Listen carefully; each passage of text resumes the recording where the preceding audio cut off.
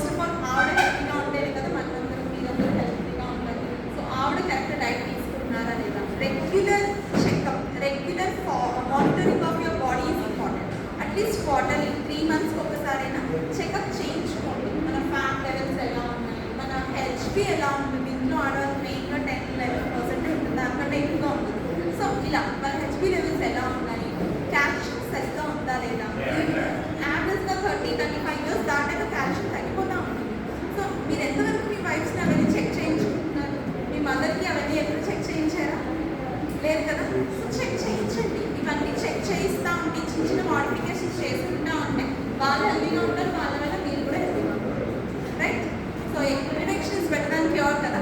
ఏదైనా వచ్చి మెడిసిన్స్ వాడి ఆరోగ్యశ్రీలు అవి లేకపోవడం, మళ్ళీ మనకు వచ్చిన ప్రాబ్లమ్కి అన్ని వస్తుంది.